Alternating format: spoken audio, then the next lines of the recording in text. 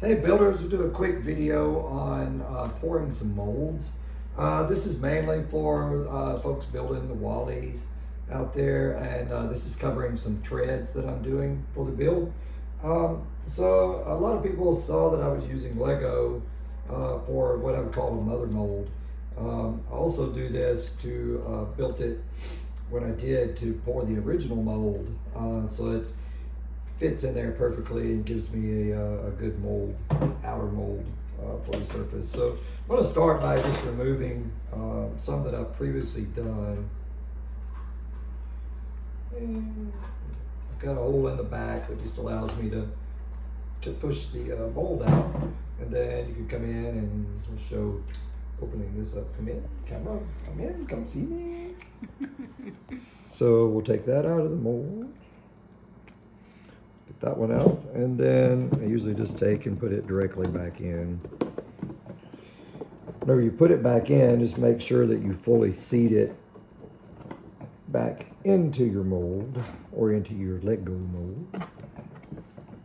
And then you can set that one off to the side. Then we'll do, this one's a little different. I just use whatever Lego I had. Take these off. Pop this one out.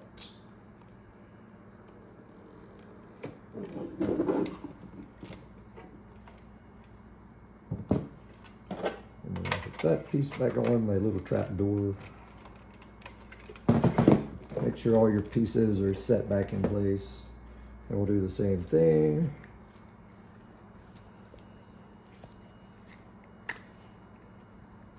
Pop that out of its mold. Then we'll put that one back in. I've got two of these. I built two because that's about what the pot life of the resin that I'm using allows me to mix the resin well enough and then get two poured before the resin starts setting up. So depending on what resin you use, you may want to make more molds. And a lot of people have asked about the texture on my treads. So I've molded this texture into each tread before I made the mold. So I took a 3D print, sanded it down, painted it, and then I painted with some of the texture paint or like a faux spray paint, and then sprayed that on and just kind of piled it up in different areas and made it appear to be, you know, just like it was dirty. So now when I go back and weather this, I can weather over top of all of that. And it's going to be in the mold, so it's not going to wear down. Eventually this part will wear, and if you've seen my Wally, this part's just black. And that's the reason I go ahead and mold these black and mix the black in, is so that when this wears down, or if they get scratched, then the black shows through and does really well for aesthetics. Now, you can also see the back side. So come back in, camera. Show the back side. So people have asked, you know, how I'm getting the threads in. Well, I don't thread these. I take and just use an open face mold, so it's really easy. You don't have to do a two-piece mold. Putting the threads in there, the threaded inserts, you have to have some way to hold that in the mold, hold their positions perfectly. A lot of trouble. So this way I can take, over pour, and then I'll chuck this up into a mill and just knock that surface off and flatten it down to the height that I want it to be in the end. I know a lot of people won't have access to that, and but that's what I do. And then to attach them to the metal plates, I just use a wood screw, run it directly into this resin, and my Wally's been running for, I guess, over 3 or 4 years now on the same treads, and I've never had any problem with any of the screws coming out or any of the treads cracking. So that's the demold process. All right, so we'll go into the molding process. So I'm using the BJB brand. This is a little bit different than what I've used in the past. They've had some supply issues, so the guys at BJB helped me pick this resin out, and I've loved it so far. It pours just as good as the other. This is a 95 Shore. I think the other was a 90 Shore, so not that big a difference at all. Use these mixing cups just off Amazon. Super cheap. reason I like them is they have a flat bottom in the bottom. They don't have a stepped bottom. So it keeps you from getting those ridges and your resin getting caught in those and not getting a good mix. Another thing I do is, like if you're using a stick like this from Home Depot, I cut them in half just to save, and then I cut a flat edge on it so that so that it sets flat against the bottom, so that I'm making sure to scrape anything off the bottom so I get a good mix. Probably not needed, but it's just a little bit of extra step. I also keep two little, depending on if you're using 2-part resin, 2 rags to wipe your caps off once you get done. This is a 2-to-1 mixture. So we'll be using, another reason for these cups is they have the 2-to-1 scale mixture. Makes it really simple. You're not guessing or having to calculate what you're needing to mix. I'll get my glasses because I'm blind.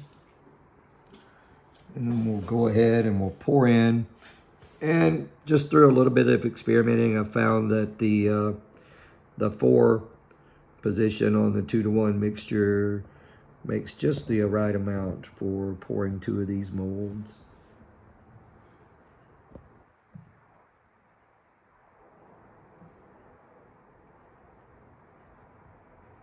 Be as precise as you can. It doesn't have to be super precise, but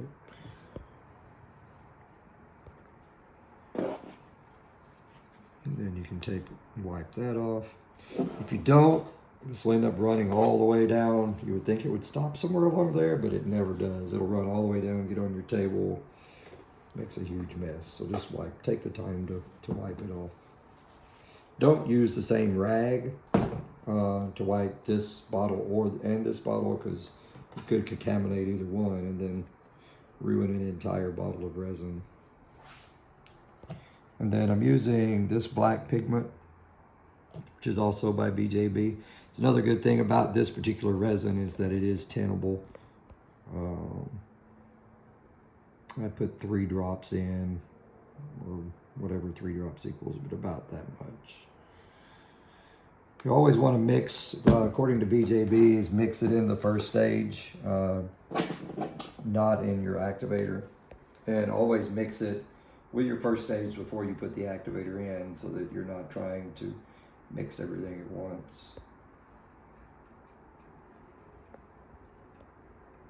Usually do that pretty slow just to get the resin mixed up in the center before it gets out to the edge as far as the color goes, because the color will actually stick to the plastic a lot more and it makes it a lot harder to mix.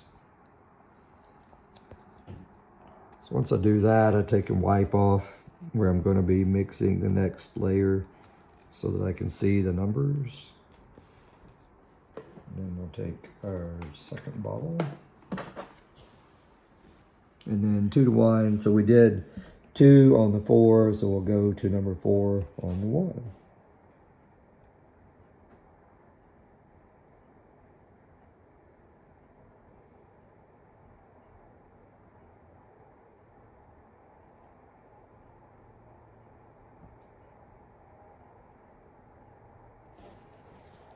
And then wipe your bottom off.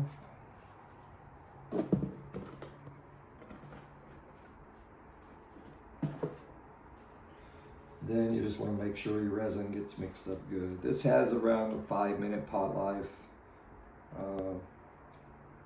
at ambient, I think. Well, it may be 8 at ambient. I keep it heated up, just stick it in my 3D printer, which usually runs 85 or 90 degrees on the inside, so that decreases the pot life to about 5 minutes. And this stuff's pretty cool because you can start to feel it once you're good a mixture. So I usually mix for a minute to 2 minutes. Just make sure as you're mixing, kind of make sure you're scraping the bottom, and then make sure you go around and scrape the sides. That way you're getting any of the first part mixed in with the second part. Again, it may not be necessary, but seems like it helps. See, I'm getting a lot of air bubbles in. I'm not degassing this stuff because from what I've seen in the molds, I can't see it on the surface of the mold. And it's not causing me any issues on the inside or for mounting them. So why spend the time degassing?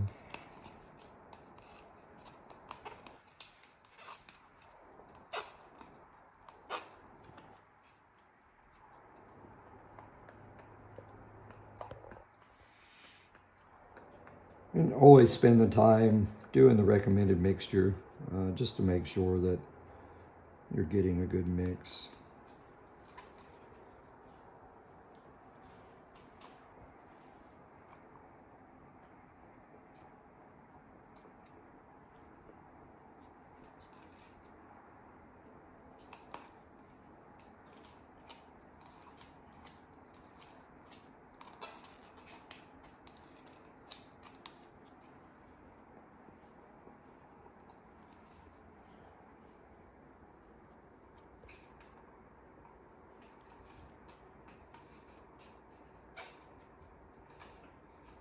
And I can start to feel a little bit of heat in the cup now, so we're going to go ahead and pour it into the mold.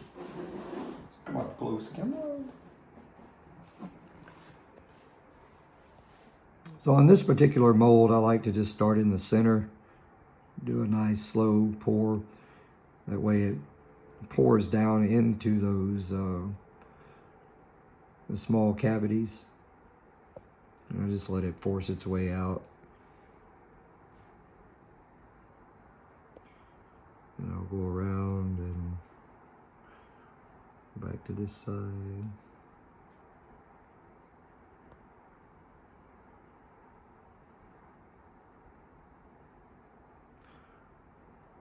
This is just a technique I use, just as far as seeing how the liquid flows. And may not be the best way, but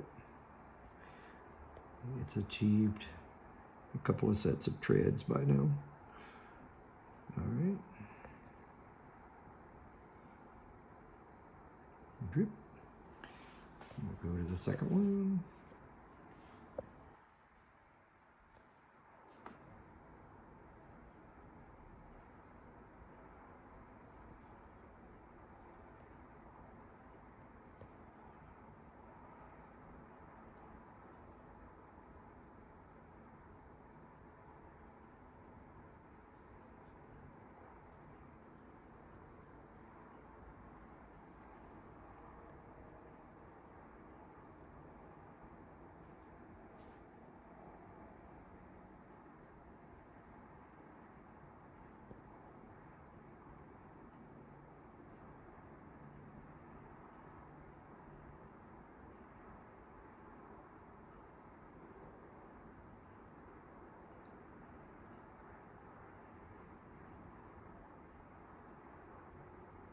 A little more.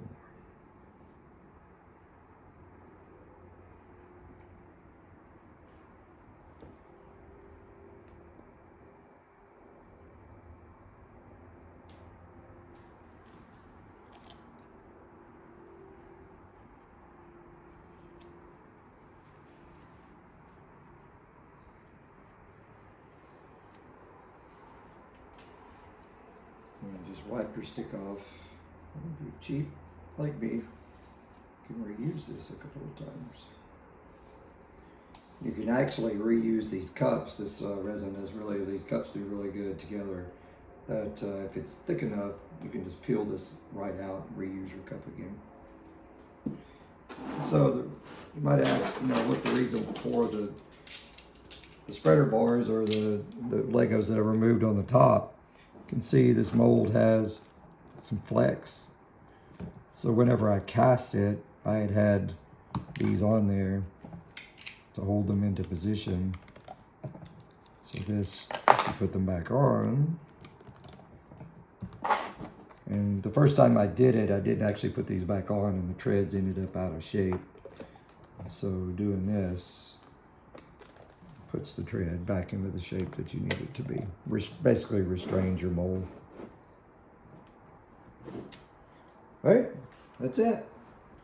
Happy building. See you next time.